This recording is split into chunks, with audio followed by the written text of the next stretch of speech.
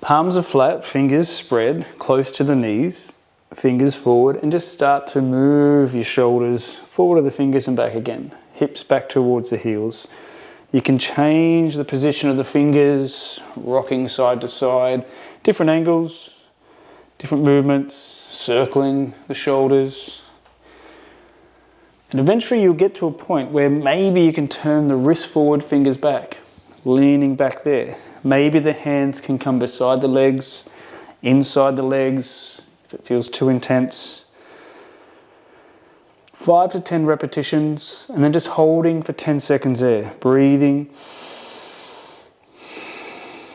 Softening through the shoulders, the face and jaw. Fingers forward, and then we'll flip it the other way.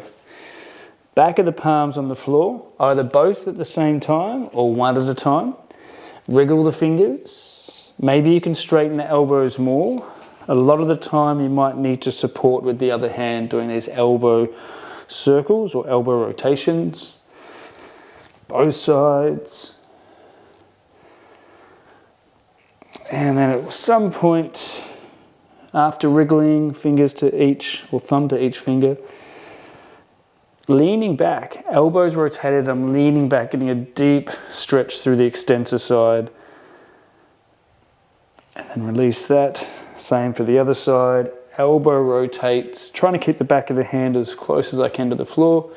Wriggling fingers if you can, thumb to each finger, and then slightly leaning back, just to get that deep stretch through the extensor side of the arm. And then we're done.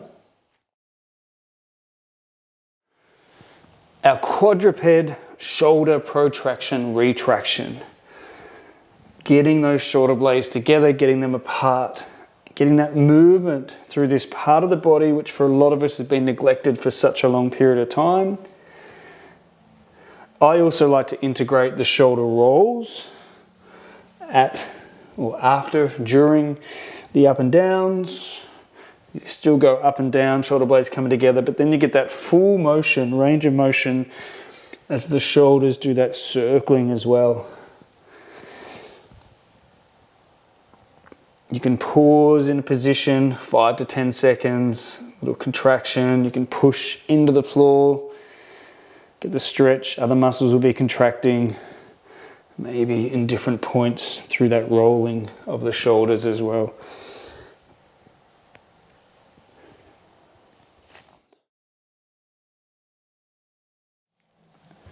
Quadruped spinal circles. Move that spine in all directions that it can go. Down, out to one side, up, out to the other. Dipping down, doming up within that range of motion. Try both directions. One side will always feel more coordinated. You can spend a bit of time pushing it down, pushing it out to one side, pushing up. Your hands will push forward into the floor there, out to the other side, back down again. You'll find your hips will just find their natural way in this movement. That spine is going down. Spine is pushing out to one side. Explore all these different ways, aiming to, in a sense, become more coordinated, being able to do it both directions. Aiming to keep the elbows locked through the whole process usually is easier.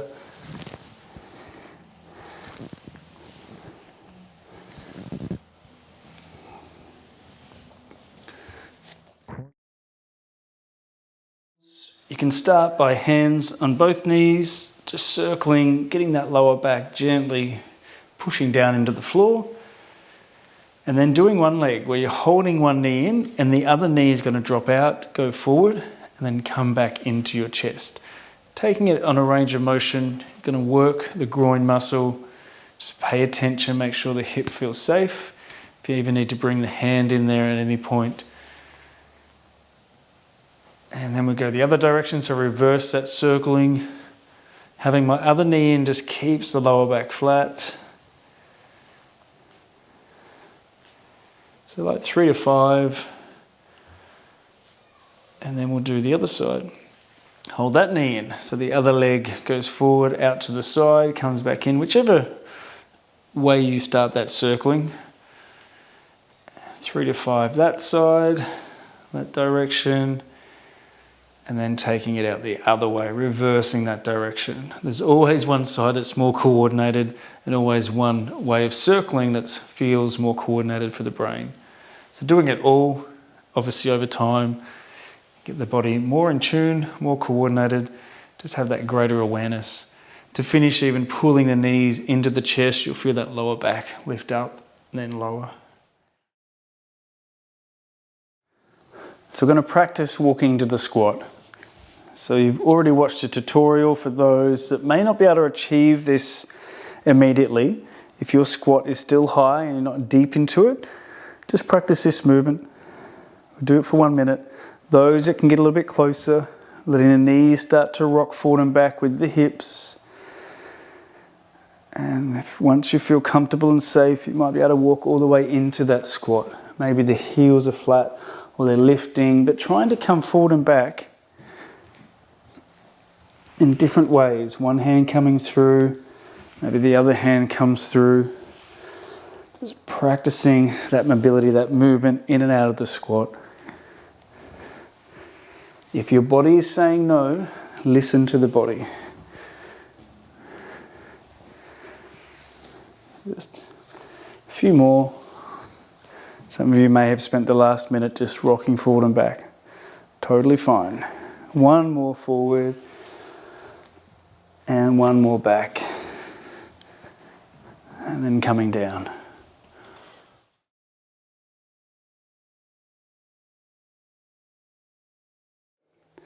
It's a transition from the squat. We bring our hands forward. We shift our weight forward, shoulders come over the hands, and then we pop, jump into another squat. Hands come forward, shoulders over wrist, pop, coming forward. If you're able to be deep into that squat, the transition should be a little bit easier. If you're up higher, you'll still be able to achieve this. Your hands will come forward, shoulders move over wrists, and you gently hop forward. Frogger. Make sure you don't lose your balance. Make sure you've got enough space in the room. Squat, hands come forward, lifting up, the heels come off the floor, shoulders over wrists, popping forward. Hands come forward, leaning forward, shoulders over wrists, my heels lift up, and then I take the weight into the hands as I pop forward.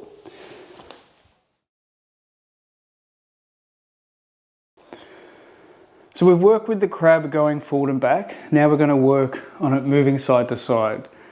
So you're going to have your feet comfortably apart, hands just underneath the shoulders, fingers pointing out, and you're going to push down to lift your butt up off the floor. Start low to begin. Once you have more strength, you may be able to lift those hips higher. Here we're working a similar pattern. Whichever foot you lead with, you're going to move the opposite hand to follow. Then left foot comes in, right hand goes out. So right foot, left hand, left foot, right hand. And that enables you to go side to side. The foot leads, the hand follows. Right foot, left hand, left foot, right. Right, left, left, right.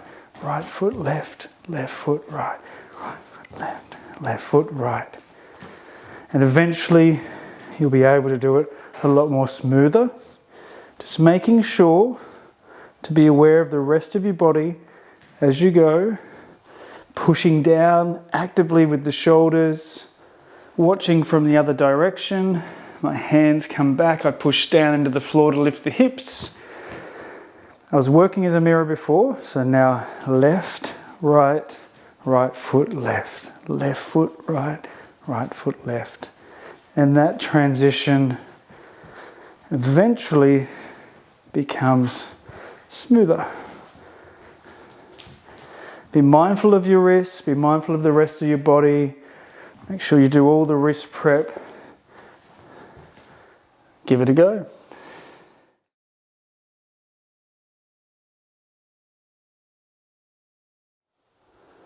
So working on the Frogger to crab combo. It's a great one to get into the hips and practicing moving from the squat forward and back. So working on our Frogger, and then hand one at a time, like around the world, lifting up, 1 foot, opposite hand. Practice going forward and back. And when you're ready for Frogger again, you just take the weight forward and go back to Frogger.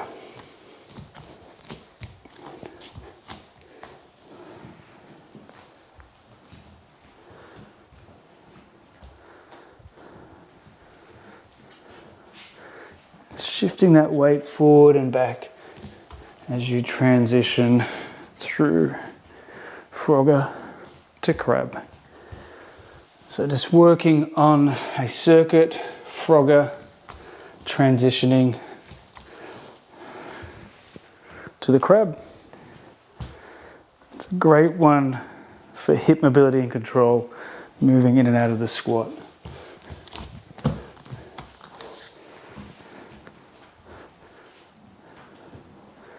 So make it pretty, moving slow, really feel each movement.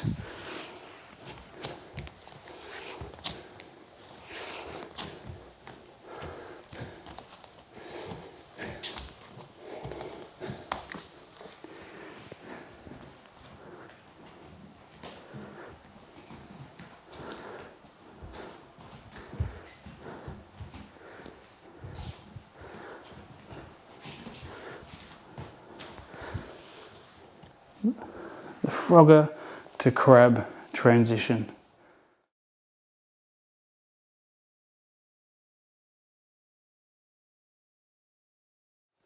So practicing the basic Frogger for 2 minutes. You're in a squat, you're transitioning forward into another squat. Hands come forward, shoulders move forward over the hands, my heels lift, I'm popping forward. If you forget how to do this, go back to the tutorial for Frogger. You may even be ready to jump back. So you take weight into your hands, shift the body weight forward, feet lift, and then gently jump back into that squat. Hands come close into the body this time. You push down into the floor, my butt lifts up, gently hop back. You'll find a way that works for you, always making sure your knees are safe. You can go forward and back, or just practice forward for now. Hands are forward, shoulders over the wrist, my heels lift up, jumping forward, Frogger. Got another minute left, so keep practicing. Again, I'm pushing down close into where my feet are, my butt lifts up, I take the weight into the arms, elbows are straight, and that helps that pushing back element. A few more, shoulders over wrist, hopping forward. If you're up high, if your squat isn't as deep, you'll still be able to achieve this. Make sure your head and neck feel safe as you move forward and back. Keep breathing. If you need to rest, come down, have a rest. Go for another 30 seconds. So again, wherever your body's at, see if you can achieve this. If you don't feel you're there and ready yet, that's totally fine. Even just practicing moving from squat, hands forward, lifting up, and maybe even stepping the feet forward. There's always ways to break this down. There's always ways to do it safely for you. Frogger.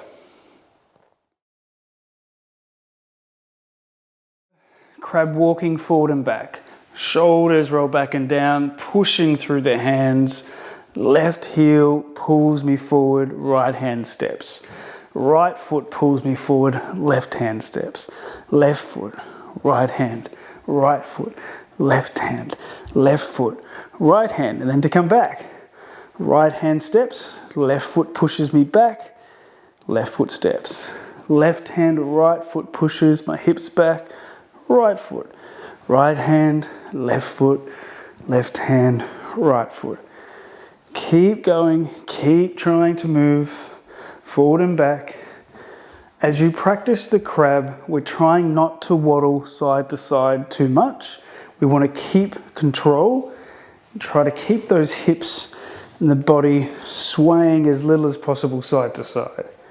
So from the front view, trying not to waddle too much like this. What we want to do is have control where the hands and the feet, as it pulls you forward, there's not much movement left to right. Brilliant.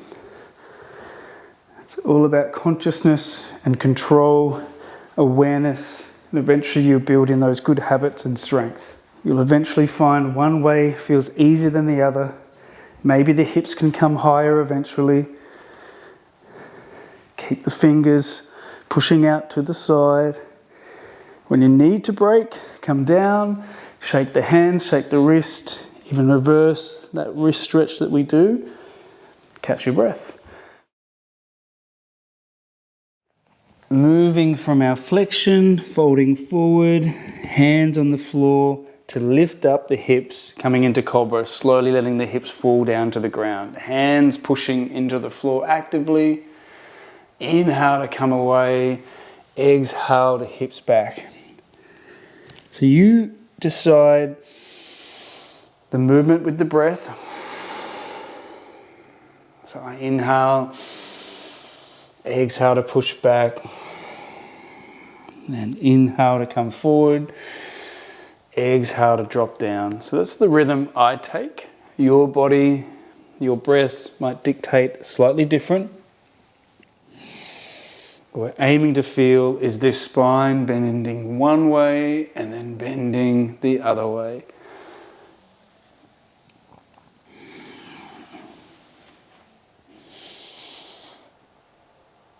And just one more. So again, I inhale, exhale to drop the hips. Maybe you're holding for a little bit longer. And inhale to come back and exhale to fall back into that flexion.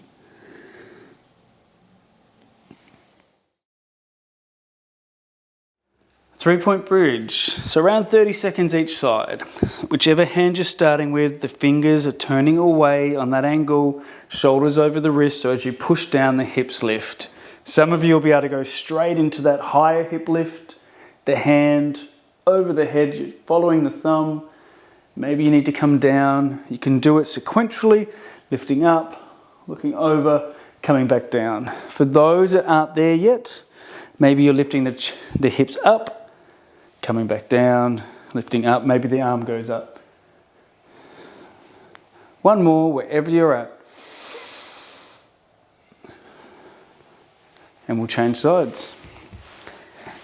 Other hand, fingers pointing away, close into the body, so the shoulders tracing over that wrist.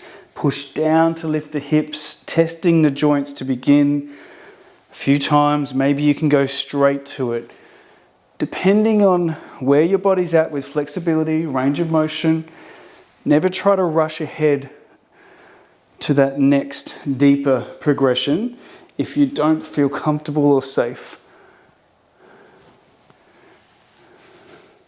So one more, wherever you're at. And then coming back down. Our seated clasped hand extension. Interlacing the fingers behind your back, chest lifts, squeeze the shoulder blades back. Some of you will be able to straighten the elbows, some may still be slightly bent. See if you can use your hands to push up and tilt you forward. It's not about how far you come, but we're doing this position for about 30 seconds to a minute. Maybe you're happier just holding that, leaning slightly forward. I prefer this one, bending knees and coming forward from here. Just tilting my hips, it makes it easier and lighter on my arms as I come through. Do a few more if you need to stop, if you need to sit down.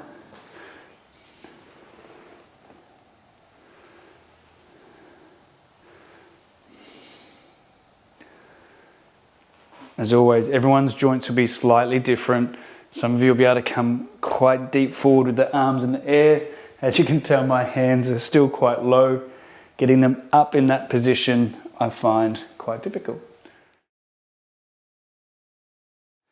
So doing our kneeling lunge each side, starting with one leg forward. If you need to hold on, coming into it, coming out. You can squeeze your butt, tuck your tail, pull the knee through the floor when you're forward and hold that. You'll feel everything contract. Come out, come back in, keep squeezing the butt. You'll feel that, really work that back leg. Pull the knee slightly forward, come out of it. Around 10 times. After around 10 of this mobility movement, we're going to just stay in that shape for around 10 seconds, 10 to 15 seconds. Even adjusting whilst we're in it, lifting the chest, squeezing the glutes harder, pulling the back knee forward, breathing. And let everything relax, let it all soften. I sometimes like to go that little bit deeper, just to get that final deeper stretch with the glutes softened. The glutes have now backed off. Other side. Other leg forward. I like to keep my back toe tucked. It gives me a bit more deeper stretch through the quad. So moving forward and back. Glutes are on, leaning into it. Maybe pulling the knee slightly forward to begin. To come out of it. Knee comes forward as I pull out. That just activates this leg a little bit more. So a few more. So around 10.